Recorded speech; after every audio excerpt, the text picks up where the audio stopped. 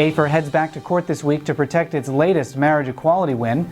One state attorney general is in the running to become his state's first pro-equality governor. Oregon surveys look encouraging, but voters could still pass a Turn Away the Gays discrimination bill. And a new public education campaign puts LGBT couples front and center in Oklahoma and Utah. For the American Foundation for Equal Rights, I'm Matt Baum, and welcome to Marriage News Watch for May 12, 2014.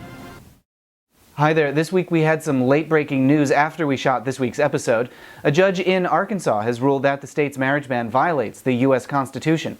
This is a big deal, but in an unusual twist, the judge has allowed marriages to begin while the state is appealing. This weekend, numerous couples were able to obtain marriage licenses in Arkansas. It's unclear how long they'll be able to do so or whether the state is willing to honor those licenses.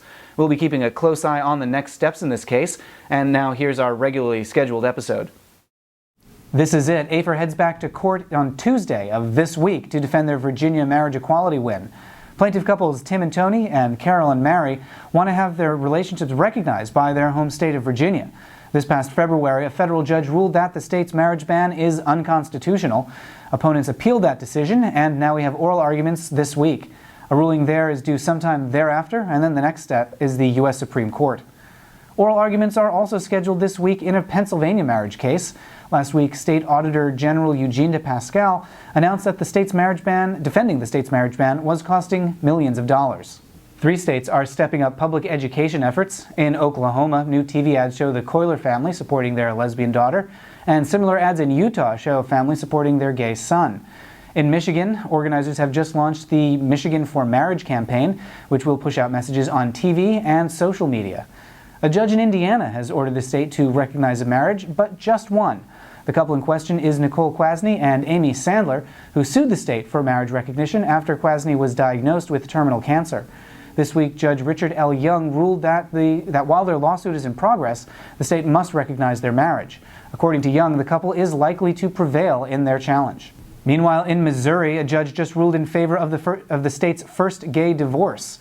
Judge Leslie Schneider ruled narrowly that denying the divorce violates the Equal Protection Clause of the U.S. Constitution. This could provide a path forward towards overturning the state's ban in the future. And there's a new lawsuit in Alabama.